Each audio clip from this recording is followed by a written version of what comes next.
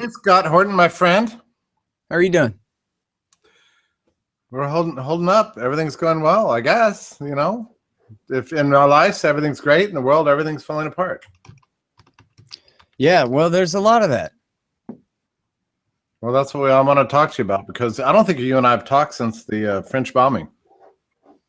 Yeah, we've had some things come up over the last few weeks that's prevented us from doing a show. Yeah. So we need to kind of like roll back here, I'm putting out a tweet. All right, good. Maybe that'll get us some more viewers. All right. So look, I have the sense that this whole first of all, I don't want to keep up with all this stuff all the time. Last, I kind of vaguely remember we hated France because they weren't joined on the war on terror, and then suddenly, we love France. You told me this all changed in about 2003, when France joined the war on terror, which might actually account for why Paris was considered a target. Well, not in 2003, maybe in 2014, after the fall of Mosul and the declaration of the Caliphate. They've been helping us bomb Iraq, at least off and on since then. And of course, they've been intervening in Syria since 2011 and the start of the Arab Spring. Because remember, once the Arab Spring broke out, the Americans and the Saudis did everything they could to hijack it and frustrate it and ruin it. And so in Syria, that took the form of supporting the rebels because the enemy was Assad. And so the French special forces and spies have been on the ground messing around Syria. Remember, Syria used to belong, quote unquote, to France back after World War I. Right. And so as Eric Margulies said, even back then on my show in 2011, that, he knew from his French sources that they're going back. And the reason why is the lust for empire. That's why. They used to own it, and they won all their old glory and all that terrible fascist stuff. So there's a sense in Syria that France is the imperial power to worry about. Yeah. Well, and of course, and this is the same thing that you could say for Britain and America and, the rest of our allies in the region too, that we're back in effect, at least the Islamic State before we're at war with them.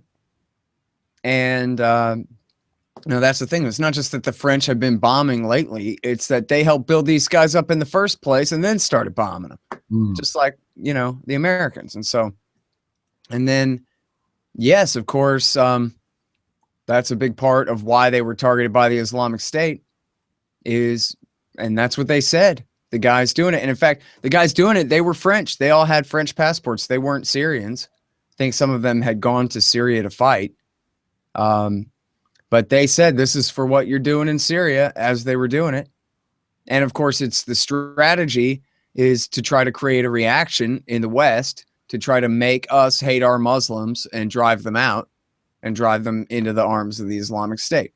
Try to, just like with, with any other terrorism, it's trying to create a reaction. And that involves Juan Cole after the Charlie Hebdo attack. Yeah. Juan Cole, who I don't have much use for after he was pro-Libya war, but he wrote a thing that was pretty good, saying that, I guess he was telling the story of Austrian communists and how Austrian communists would set off bombs in order to provoke clampdowns against the sort of center left, the social democrats and the ones who were trying to get along and play within the system, in order to drive those centrists further to the left, in order to, as they put it, sharpen the contradictions between the workers and the owners and get prevent the kind of center left from being that bourgeoisie cushion between the two, right? So anyway, and then he makes the metaphor or the analogy and says what these guys are trying to do is sharpen the contradictions between the Muslims of France, for example, or Western Europe, and everybody else. Yeah. And so that way to try to prove them right. And of course, if they're lucky, then they can get us to escalate the war, right, and put in ground troops and bog our troops down, spend more money, and come closer to the day that the empire is completely broken, and then they can create their caliphate unimpeded. Yeah, which is what their goal and then is. part of that is creating a massive cultural, social, political reaction in the U.S. against Syrian refugees, Islam, and so on. That's right. And Dan Sanchez has this great article at antiwar.com, well, a couple of them, about how just along these lines and quoting the Islamic State guys is saying what they want to do is get rid of this gray zone, which is, you and me would call civilization, where Right. people tolerate each other's different beliefs because we got finished fighting about, I don't like your religion in the West a few hundred years back, and we don't want to go back to that. But what they want is to go back to that. But they would love to see, anti-Muslim pogroms in Western Europe and in the United States, forcing these people out of the country, that kind of thing, in order to make them seem right about us and, create more enemies within, sharpen those contradictions. Look, I mean, I've known this for 15 years, ever since 9/11, but the U.S., people, the bourgeois reaction, and of course the regime seems to be all constructed to not only whip up terrorism, but to confirm the terrorists in their worldview, and that seems to be happening, right now, to an unprecedented extent, really. The reaction against refugees, the politics of the anti-refugee movement in this country has just swept the GOP. And I must say a lot of libertarians too, which, is neither here nor there. But I mean, the GOP is just all about, well, you know about Trump's, what I thought was first inadvertent comments about registering Muslims. But it seems like it was actually real, that was something that he was actually proposing. Well, I mean, I think he actually tried to back off of one of those. Not that I would put any stock in that. I mean, the guy's still absolutely dangerous. But he tried to say that, well, it was the reporter's idea. I was just saying, yeah. But, I mean, come on. Hey, Jeff, are you for rounding people up? Now it's my responsibility for putting those words in your mouth, or you have every chance now to say. Yeah, I know. I watched the interview, and I truly, I mean, despite appearances, I'm actually not like hysterically anti-Trump. It's not like everything he says and does is evil. And I tried to watch that and be a little bit sympathetic with him, that he was tired, he was doing something else. The reporter was sort of bombarding him with these questions. He wasn't really listening. He was signing autographs. But the thing is that in the days that have followed, there have been some efforts to slightly step back from it, but a very unclear. I mean, what they've discovered actually is that the more extreme that his statements, the more people support him. So, and we're talking about conservatives, so they don't care if what he says is true at all or no. That's right. They think it's kind of awesome, actually. Yeah. Yeah. So if he wasn't thinking of that, then after he said it and got accused of it, then he began to kind of wonder if maybe that was a kind of a cool thing to favor, Yeah. And it's helping him massively in the GOP. In fact, the GOP is.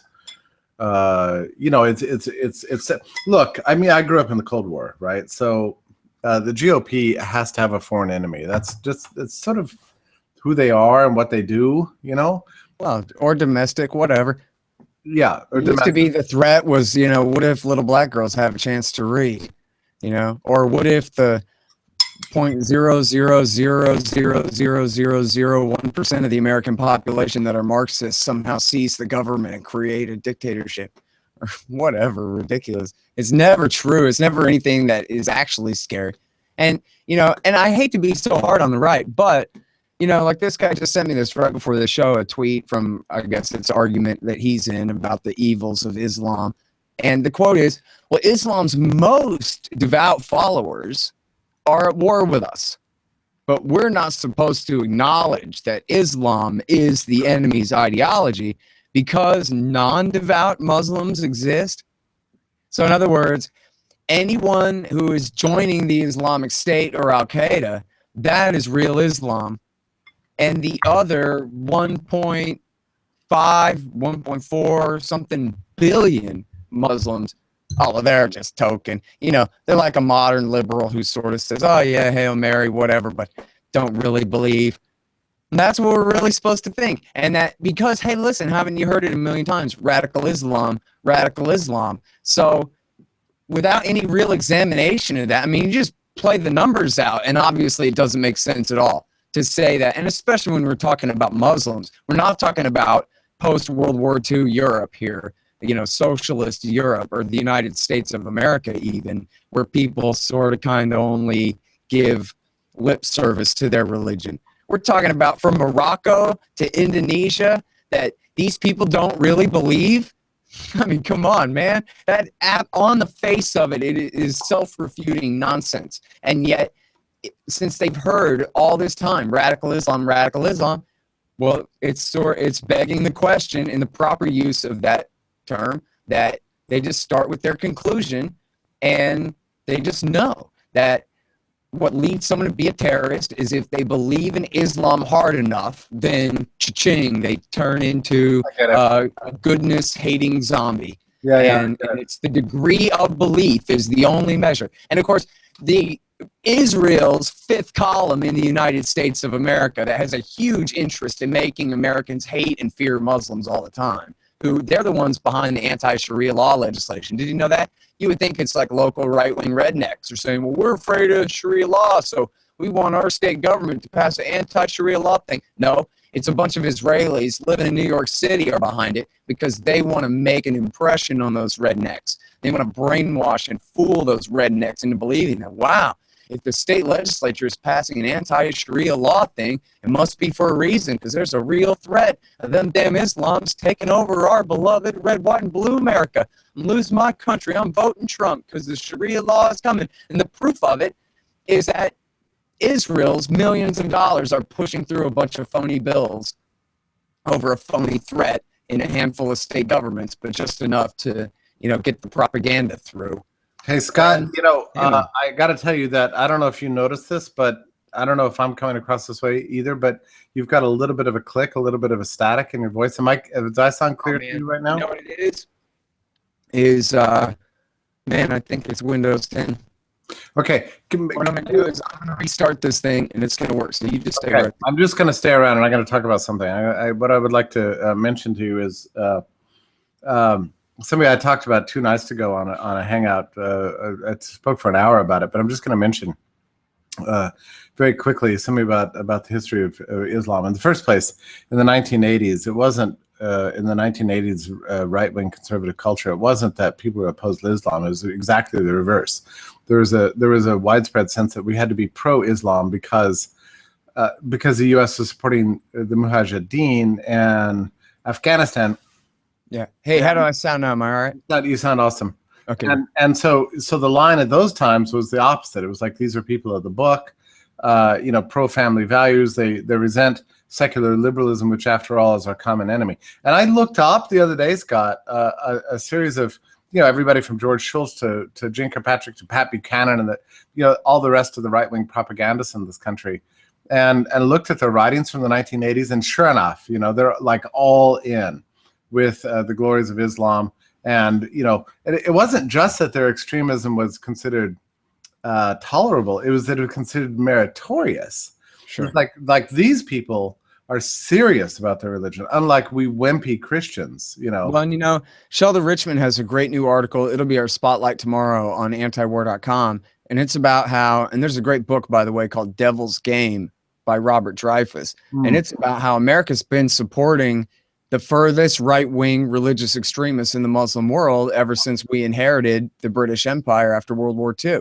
Oh, that's interesting. From the Brits, we used the religious right in Egypt to undermine Nasser. And, of course, use, as you were saying, the Mujahideen in Afghanistan against Egypt. The Israelis helped create Hamas to be a right-wing religious alternative to the PLO. Brilliant maneuver on their part. Very interesting, yeah. No, it makes sense. I mean, it really does make sense. And, you know, I got to tell you that you know, having been around in those days, I was deeply skeptical of this, right? I mean, I was just like, are we sure that these are freedom fighters? And it's not as if it was just, you know, Reagan. This was the Reagan Doctrine, you know?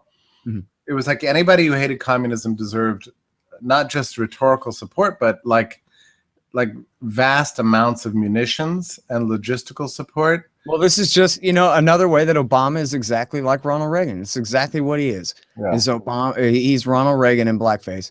It's his policy too. You know, George W. Bush is stupid enough to march 300,000 men into the heart of Mesopotamia. Damn fool. But so Obama's smart like Reagan. Well, we'll just hire Al Qaeda to do all our dirty work for us. And the enemy, instead of the Russians, it's Iran. But it's Iran in league with the Russians. So backed by the Russians, is still part of that same proxy war. Again, you know, the war for American dominance on all parts of the planet Earth. It's a remarkable thing. Now, here we are. I mean, how many years since the Cold War ended? You know, I mean, like 25 or something, right? So it's a quarter of a century. But it took about 15 years to kind of like fully whip up the American people into a frenzy about the foreign enemy. And you know, the way the American people are, it has to come down to one word. Then it has to be really easy to understand. So in the Cold War, it was Russia and communism, and they were bad because they're atheist and they want to take away your children and your property and your religion. And that was viable, and actually not entirely crazy, right? I mean, communism is like a thoroughly evil religion. So now here we are in 2015. It was about 15 years after 9/11. You know, 25 years after the end of the Cold War, and we finally got it. You know, the right wing in this country finally has the thing, and it comes down to, you know, like one word. It's Islam. And so now you're hearing just endless propaganda. Well, we've always been at war with Islam. You know, I mean, they're just, you know, they're the great enemy, and we have to beat them back. And you know, which is the biggest joke in the world, right? Because Rubio, the biggest hawk in the Republican Party, is calling Al Qaeda freedom fighters. Oh, they're a bunch of moderates. They're the guys we're supposed to be backing in Syria. And there's in fact a massive sectarian war that's tearing the entire region asunder. And they want to talk about Islam this and Islam that. Never even mind who's on whose side at all. They don't know, and they're confused any more than the conservatives in the 1970s and 1980s knew the difference between, you know, the Russian bureaucratic regime, you know, under, I don't know, you know, whomever, Brezhnev or something, and radicals in El Salvador. You know, they're all just the same global conspiracy. And so it is. So this mindset, this paranoid mindset that's extremely simplistic, just has to kind of like have a foreign enemy they can demonize. And I can see it. It's all coming together now. Yeah. And it's wildly ahistorical. I mean, unlike communism, I mean, Islam has a deep and beautiful history that contributed not just a little bit, but mightily to the development of Western civilization. You know, in terms of, you know, literature and language and mathematics and a model and ideal of tolerance for 7 centuries in Spain, you know, giving rise to, you know, Western philosophy as we knew during the Enlightenment and so on. I mean, you know, the contribution of Islam is really inseparable from the rise of civilization as we know it. And suddenly, now here we are again in 2015, nobody knows history, nobody knows religion, and all of this stuff is just completely wiped out. It's like, oh, look, we've always been at war, you know, with these strange foreign peoples who love violence and are willing to give their lives, you know, in an irrational way for their God, just to destroy our freedoms. Yep. Well, I got to tell you, man, I was just reading this thing yesterday, interviewed the guy on my show today from The Intercept, who wrote an article about ISIS recruiting in Egyptian prison. And now, you know, America backed the dictator in Egypt, Sadat, and then after him, Hosni Mubarak for 30 years. Yeah. Before finally in 2011, virtually all the people of Egypt, every faction other than the military itself, rose up and overthrew his sorry ass, and peacefully too, in a miraculous, you know, kind of a fall of the Soviet Union on Christmas Day, kind of a miracle sort of a way. And then they held elections, and all of the Muslim Brotherhood's best guys were disqualified, and they basically ended up having to elect the Muslim Brotherhood's version of Mike Huckabee or some kind of, you know, nitwit to be the leader. But he was democratically elected, and he wasn't doing anything to stand up to the status quo or to reject American or even Israeli influence. It's not like he opened up the Rafah border crossing to trade and lifted the siege on Gaza or threatened to stop American shipping through Suez, or, he was compliant enough, but that's not good enough for Saudi, for Israel, and for the United States of America. So they backed a military coup there in 2013 and put the next Mubarak in power, overthrew the Muslim Brotherhood, and put in their next Mubarak, this guy named Sisi, which is a pretty good name for a military dictator, if you ask me. They say you're supposed to pronounce it Sisi, but Sissy seems more fitting to me since he's a field marshal, which means he's never been in a fight in his life. He sits at a desk with a shirt covered in ribbons and stars, one of these guys. Should have heard Eric Margolis making fun of him. It was funny. But anyway, so what this guy's regime does is they torture people, for fun, because that's what they like to do. And that's why the Americans love them so much and give them so much money, that and to leave Israel alone. And to refuse to ever leave the Gazans alone. But anyway, so here's the deal. In Egyptian torture prison, where people are brutalized all damn day, the Islamic State guys are recruiting, and they're doing a good job of it. And you know what their shtick is? Hey, these people only understand one thing: force. Exactly what the Americans say about them. And they say, hey, look, you damn fools, you believe in democracy? Look what happens when you have a democracy. You hold an election. America, Israel, Saudi, cancel the elections. You're not free. You'll never be free. And just look at this. They're torturing you all day. It's as bad as it gets. And meanwhile, the dictator is received, with a hero's welcome all over Europe and all over the United States, and is backed by all these foreign powers. And the terrorists were right. And the people who believed in freedom and democracy obviously were stupid. If the wrong people win the election, the Americans will cancel the election. So there's only one way to go. And the way Murtaza Hussein explained, it's actually, he interviewed this guy who had been in Egyptian prison, who told the whole story about it. And basically, like, to sum up, he's saying, and since the Islamic State's guy's shtick is perfectly factual, as far as what's going on around here, then his conclusion seems to make a lot of sense as well. You ought to join up with us. It's the only way, because they've proven that there is no other. And it's working. And it goes back to what you said at the beginning of the show. And I mean this sincerely. Sometimes I go back and forth. I really do. It gets hard to believe that this is all so accidental, when this is all so obvious. This is where Al-Qaeda comes from, is Zawahiri, who was tortured in Egyptian prison, said, I'm going to war against America from now on. And then he joined forces with bin Laden and created Al-Qaeda. And that's where this all comes from, is America supporting military dictators who torture people to death, and or almost to death. At the same time that in some places we're backing, as we were talking about before, the religious extremists, the radical revolutionaries. And so the revolutionaries get built up by us, but then pissed off at us by all of our support for their enemies too. And so now look, a bunch of people shot dead in Paris, and on it goes, on and on and on. Yeah, but I mean, again, not to belabor the point, but the level of public ignorance about this issue is astounding. And like, hardly anybody understands this. The American bourgeoisie are just wildly and woefully ignorant, and I get this. I mean, they don't have time to read the foreign policy pages. They don't read antiwar.com. They don't listen to your podcast. There's a penchant, and I don't know if it's just an American thing or if it's a universal thing, for just wanting to sort of look at the scary other religion and other peoples and go, look, they're so unlike us.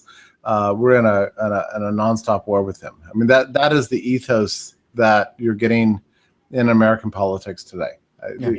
And there are millions of Muslims. I mean, don't you know Muslims? Doesn't everybody know at least a couple of Muslims? No, probably not. I mean, that's just never met any. I mean, I don't know. Hey, by the way, just a side note. In the chat room, Clark says the U.S. has been supporting the Muslim Brotherhood for a long time. And I think that's not correct. I think that they supported them a long time ago.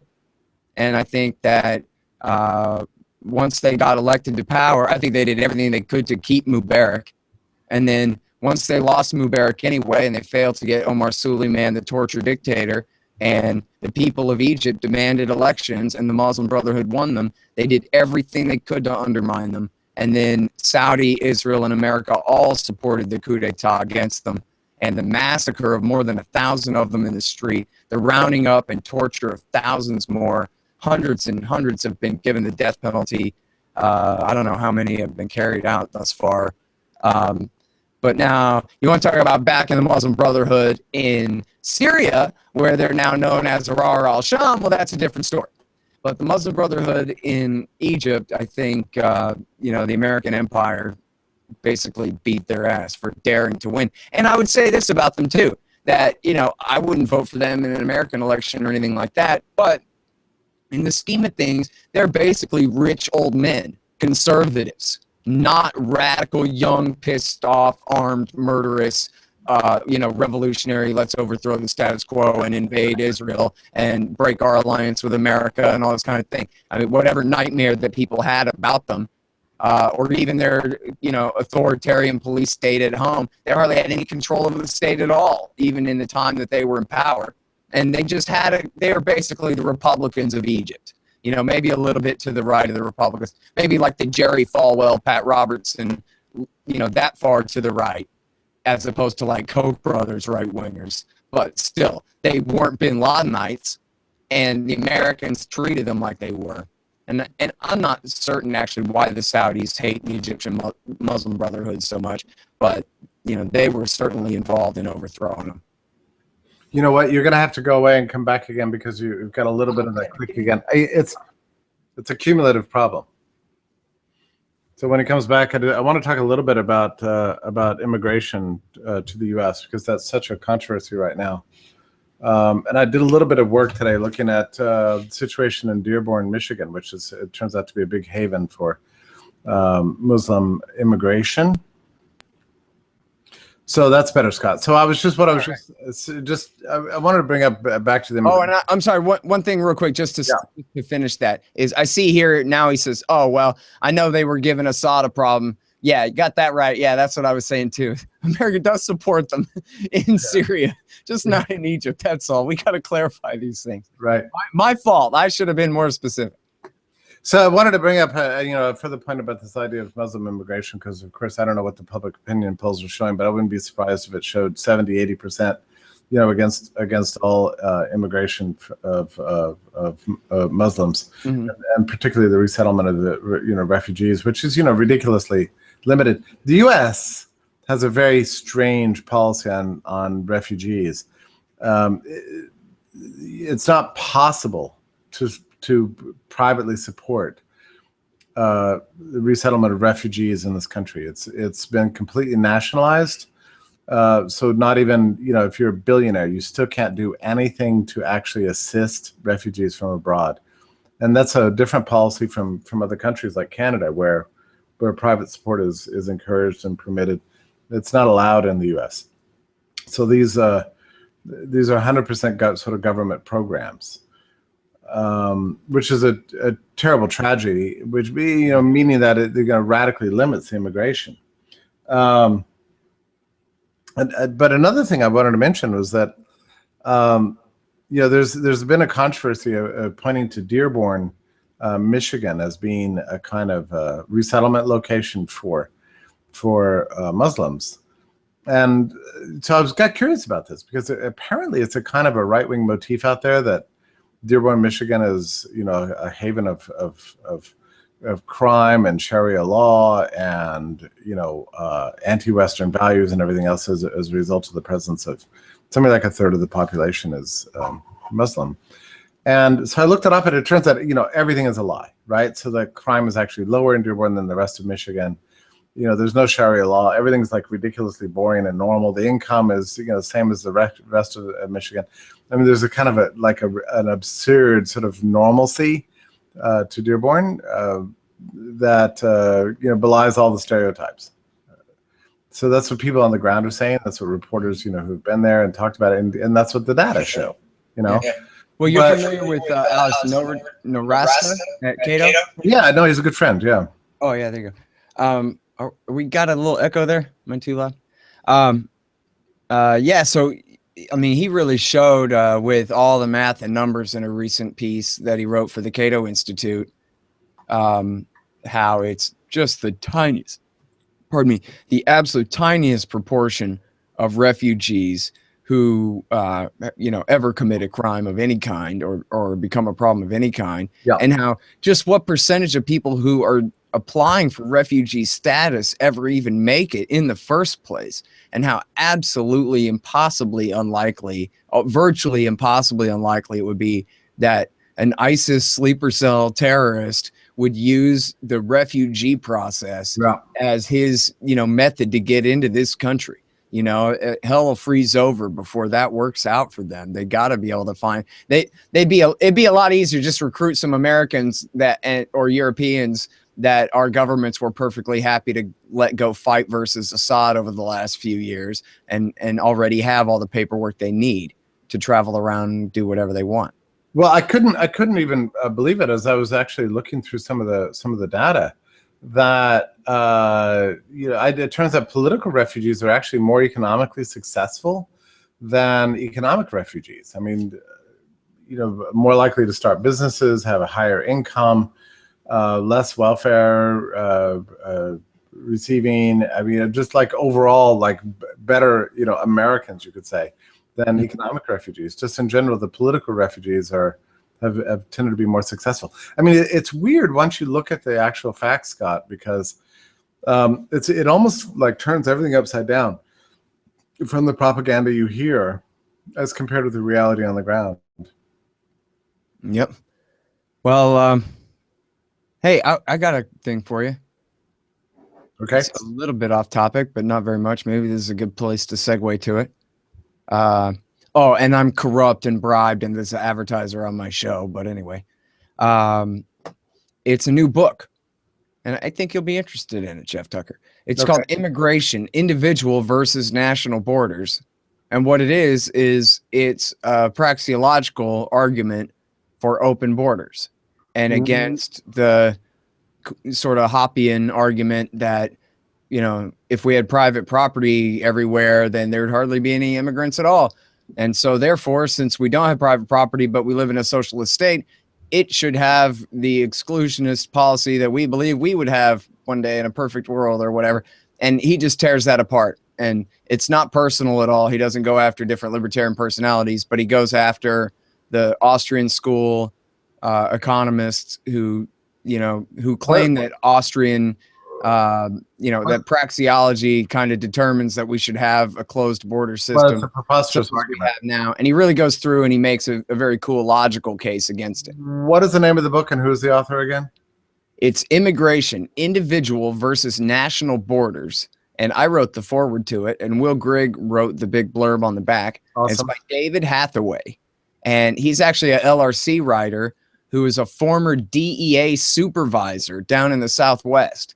And I Googled him up, and I found him doing DEA stuff in the news going way back and all over the Western Hemisphere, apparently. So, and I read his archives, and he even has an article where he's good on Oklahoma City and how, the undercover operation with all the Nazis and everything that led to that. So anybody who's good on the Oklahoma bombing, that means that there's something a little bit special anyway.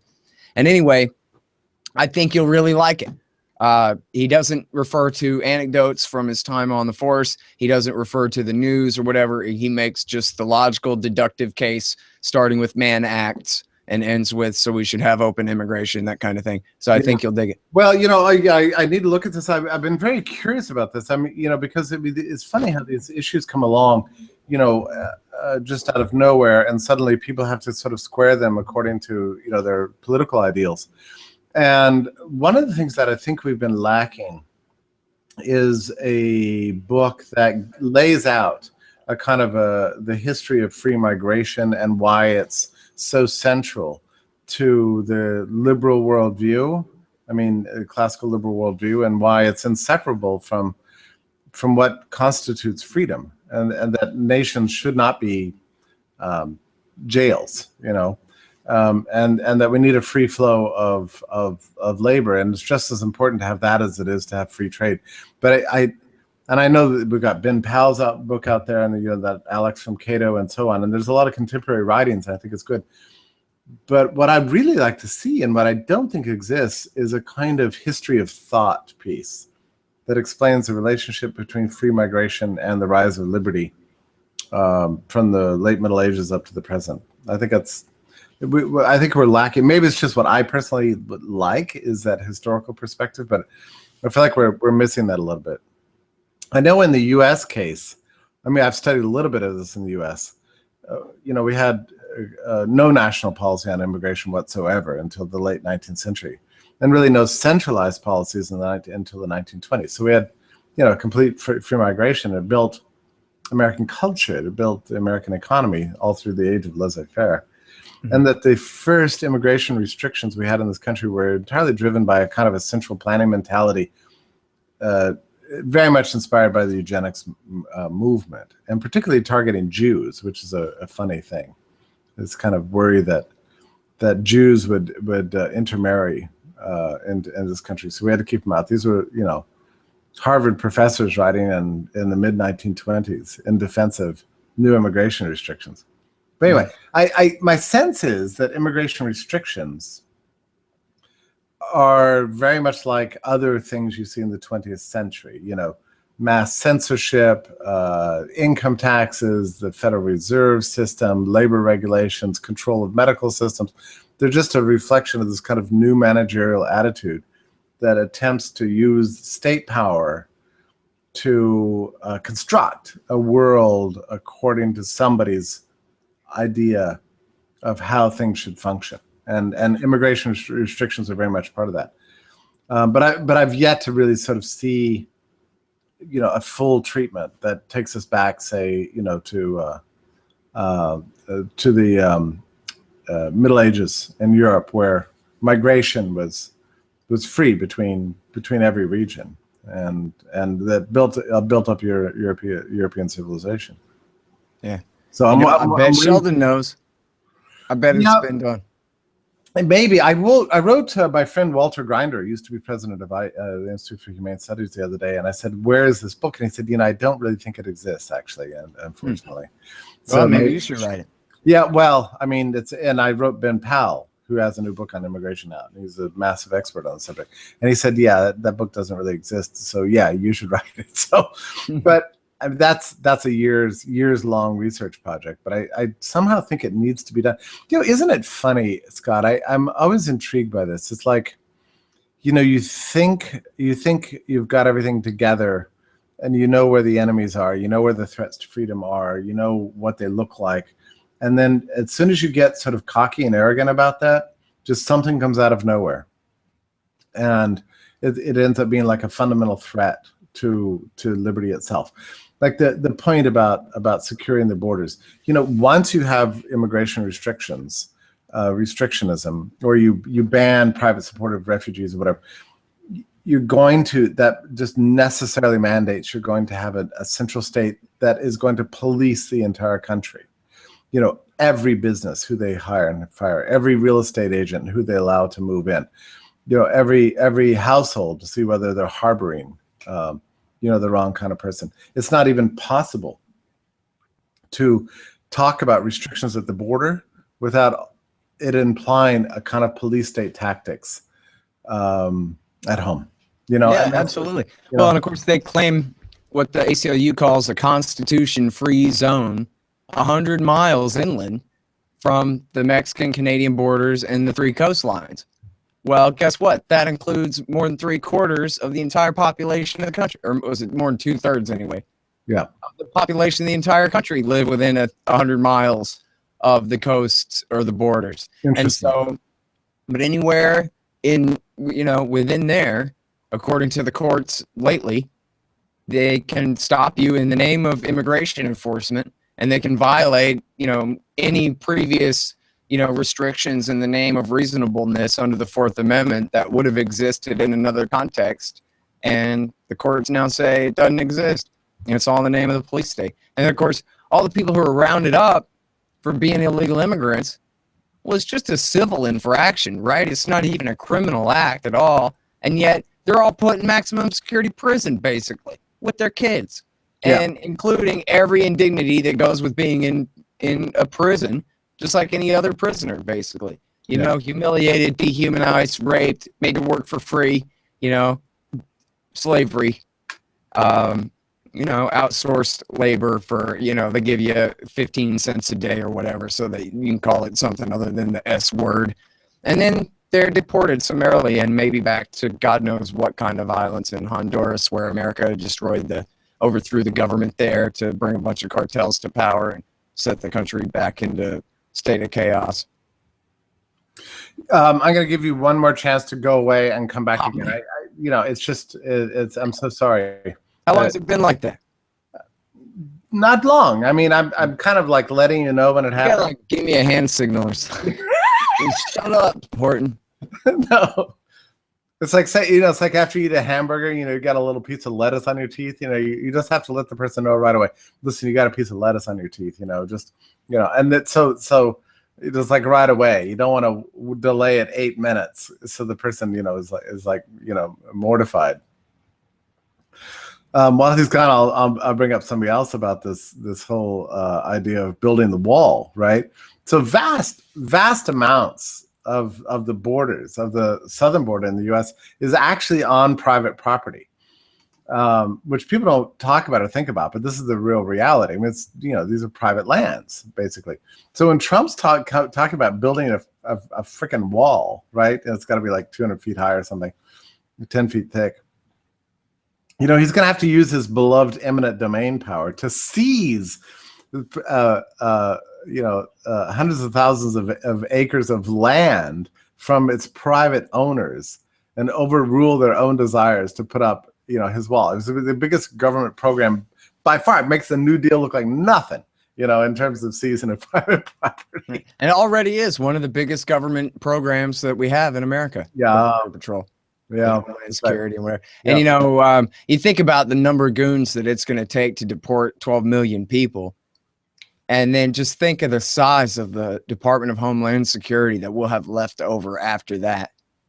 I mean, hey Scott, now is the time for all you who've been considering it to go ahead and go expat. Yeah. I think this is getting ridiculous. No, look. If Trump gets elected, I'm going to have to leave this country. You know, I'm going to have to because. You know, I was on the Canadian broadcast service this morning because a major Holocaust scholar at the University of Toronto cited me in the Globe and Mail because he wrote an article about Trump as a fascist, and he cited me and my article from July as being the first to fully recognize the ideology that Trump represents, and so he cites me in this article for the Globe and Mail, and this guy's a big shot, right? Mm-hmm. And so immediately the Canadian broadcast service is calling me up wanting to do, and they did the equivalent of their morning edition this morning. They held like a 30-minute long interview with me about what is fascism, and you know, but you know, I got to tell you, it's embarrassing for me. We all feel a special affection for our country, right, and for the people we represent, the tradition we represent. I do, you know, and I want Americans to be represented in the best possible light. But all this stuff that's going on right now, it's like gravely embarrassing to us, you know, and Canadians are sitting over there, you know, on the northern border and going, what the hell is going on in America? What is with these people? You know, and they're mystified and confused by it. Yeah. So they call me up and they're like, yeah, basically their attitude is like, what's going on over there? I mean, has everybody just gone out of their minds? I mean, you know, why is it, you know, why are the Republicans supporting this guy? I mean, what is this hysteria brewing? I mean, you know, whatever happened. Politics of failure have failed. It's time to make them work again. Yeah.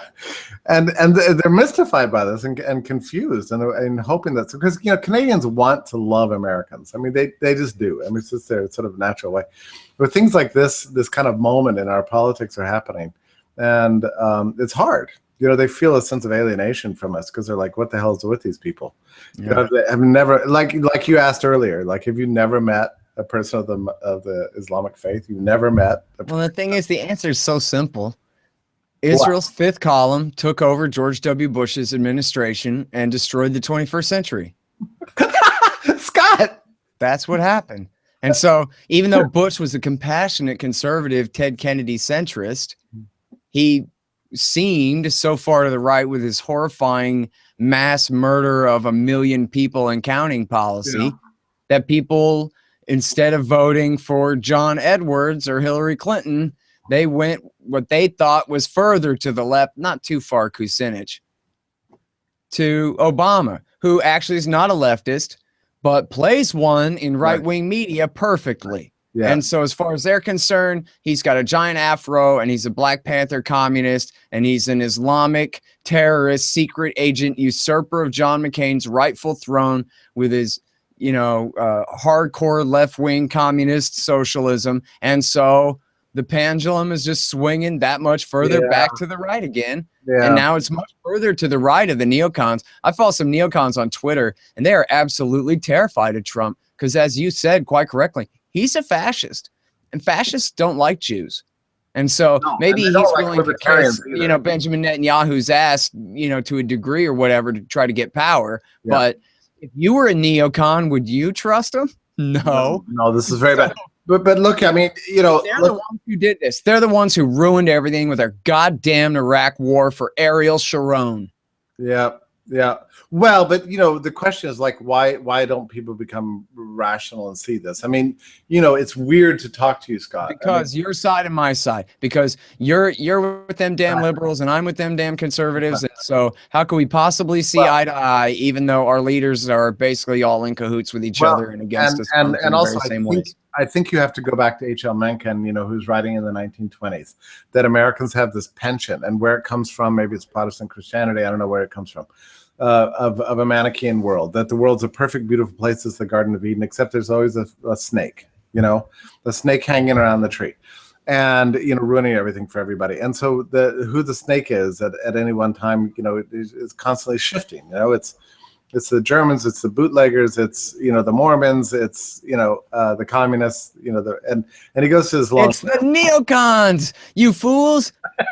How could it possibly be the people who don't have any power? Yeah, who's really ruining everything? Poor unemployed black people. They're just, we gotta stop them. Yeah, Mexicans who are coming over here to swing hammers so that we can afford houses to live in, even in an economy like this. They're the ones, You show me the people on earth with all the least power and influence, and I'll show you the name of our problem. That's who's got to be dealt with. Those who have no influence at all. But meanwhile, actually, who controls the Pentagon? Who runs all the think tanks? Who comes up with these ridiculous policies? It's the Kagans. And who do they represent? They represent the Likud. Not America, a foreign power, a right-wing nationalist party, an expansionist party in a foreign land. How do you account for the complete, inability of average Americans to see through the propaganda and understand some basic points that if you nobody's telling the truth. And also, hell, this. Everybody identifies themselves with the country and with the government. Yeah. And so where it ought to be as easy as saying, Bush Sr. and Bill Clinton and George W. Bush and Barack Obama and their horrible, stupid policies got us into this mess and made it much worse. People go, oh, well, you're blaming America. Oh, blah, blah. And that's so whose side are you on? I'm on America's side. So therefore, even though I hate Bill Clinton and even though I hate all the Bushes and I hate Hillary too, whatever, I'm still on their side against the world. Since the world's even worse and they hate us and want to kill us. Part of the problem, I think, is that average Americans identify their own lives with the life of the nation, and they don't make any distinction between these things. So they think that, look, I've not hurt anybody recently. I've been watching the Pack on Sunday afternoon. Drinking beers. On Saturday night. Working hard at my job or whatever, and these crazy swarthy foreign peoples are in some sort of frothing rage, right, against us for no apparent reason. Leaving out there's a complete absence of consideration of what the U.S. military is doing abroad. I mean, what's funny is if there was footage of Bill Clinton stabbing a little kid 100 times and cutting its heart out and eating it on TV, then you go, wow, no wonder they hate us because of that footage of Bill Clinton murdering that helpless little Iraqi girl, right? Yeah. That's pretty obvious. But he murders 1 million of them, and everybody goes, well, I don't remember that. I don't know what you're talking about. I was watching Jerry Seinfeld in 1998, and I don't remember Bill. I thought the worst thing he ever did was receive oral sex. Isn't that what I saw on TV? So, boy, if they hate us for Bill Clinton, I guess they really do hate us for, our R-rated antics rather than high explosives tearing their tiny, helpless children to pieces. Yeah. Yeah. That's essentially it. And so in a sense, it does come down to the media. But, the media is driven by a kind of a capitalist spirit. They're going to write about what people want to read. And, they're very sensitive to ratings. And stories about U.S. perfidy abroad just, they just, people just, they just don't, that doesn't pay to run these kinds of stories. So people don't run them. Yeah. Well, I mean, if they wanted to make a real big deal about it, maybe they could. But yeah, I mean, especially the DC consensus includes all the Washington reporters as well as the state. And they all believed in the strangle Iraq and regime change it one day policy of the 1990s. Right. And, where the whole right wing was pretend anti-government in the 1990s. When the Lewinsky scandal broke, in all of DC, among the political class on TV and in power, and among the right-wing rank and file, it was a great opportunity to redirect any, uncomfortableness or whatever problems that they had with the government at all to Bill Clinton and his personality. And for Washington, D.C. people, it was, these Arkansas people who come up and sully our magnificent town with their, again, personal antics. They don't care at all about 1 million people dead, but he dishonored the Oval Office and all this crap, made it where it was, it was very low-hanging fruit for them to go for it. Not just scandalous, but it personally offended them that, these people are going to come from the South and make our town seem all yucky and that kind of crap, And then for conservatives, they love the military, and they love cops, and they love explosions, and they hate, an unending list of would-be and could-be enemies. So they don't really want to be anti-government. I mean, after Waco, they can say, we hate the ATF, maybe for a little while, something like that. But they were just dying to get a Republican in there to tell them, hey, here's something you can believe in. And it wasn't even September 11th. I mean, just having Bush and Cheney and Powell in there at all meant that the entire American right was 100% back on board for American government power in every way. 100%. If it had been Bush Jr., even before September 11th, if it had been Bush Jr. that butchered all the Branch Davidians, they wouldn't have said a damn thing about it. One of the things that the Canadian Broadcast Service this morning mentioned to me, when they were asking me about, like, how did I recognize the ethos and spirit of what was going on in this country so readily. I didn't have time to go into it, but there are two books that I think that bear rereading right now, and I'm rereading them both very carefully. And you know how it is, Scott. You can know a book really well, but somehow it becomes more prescient and light. Which is it you're rereading now? Well, just two books I wanted to mention. One is a great book of 1944 by Ludwig von Mises called Omnipotent Government, The Rise of Total State and Total War. And it's a history of fascism in Europe. And it's remarkable, definitely worth reading. But another one that's actually a very subtle and profound book that everybody talks about, but like nobody reads, is F.A. Hayek's Road to Serfdom. And, you say that and everybody goes, oh yeah, I know that book. But you've heard about that book, but have you actually carefully read it? Have you reread it recently?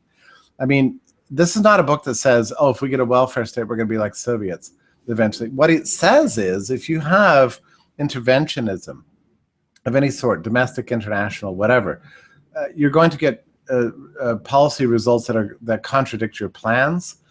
And that will fuel a sort of social frustration that lead to growing amounts of police state despotism. And he lays it out in his in other words, Scott, his warning, he's very explicit about this. I mean, he doesn't distinguish. He doesn't think that this dispute between the right and the left is actually all that significant. But if there's anybody he's warning about as being a primary threat to liberty, it's the right. I mean, that's where he thinks that the real threat to liberty comes, presents itself in England and the United States. He's writing in 1944, something like that.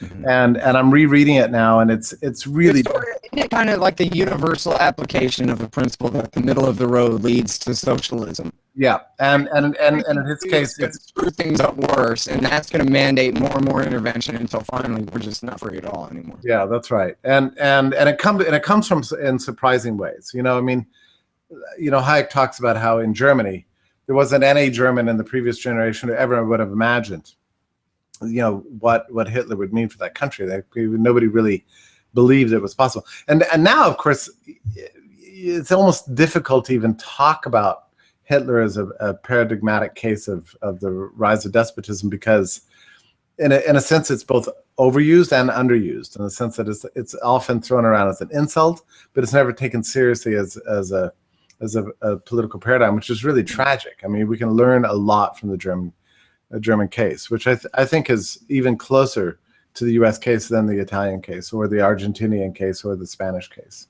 Well, here's the thing too. Back to what you were saying before about how can it possibly, be going this bad right now? And my answer was because Bush was so bad that it led to Obama, and Obama's so bad, and especially symbolically, he seems so left wing to right wingers. That's kind of slid the pendulum and whatever. And I know unemployment is high, and I know the national debt is high and everything, but we're not really in the middle of a Great Depression here, right? We have not had, the Paris attack was in Paris. It wasn't here. And it would take 5,000 of those on a weekly basis to, really bring America's economy to any kind of halt or something like that, right? So we had no excuse. The American right has no excuse for embracing Trump right now, just as, a reaction to Obama. I mean, not that they would, obviously, if we have a complete and total catastrophe of economic collapse, what we need is freedom and liberty and an open market, and that's what's going to solve the problem. But at least then we could be forgiven, or we could understand why they would be so stupid as to think that somebody strong has got to fix this or whatever, because that's what people think. But Jeff, we're not at anything like that level of crisis, are we? Not anywhere near. And Donald Trump is kind of a clown, so he's not quite Benito Mussolini, who seemed like, he really was the toughest son of a bitch in the room kind of thing, right? But Trump's not. He's kind of I don't know what the hell he is.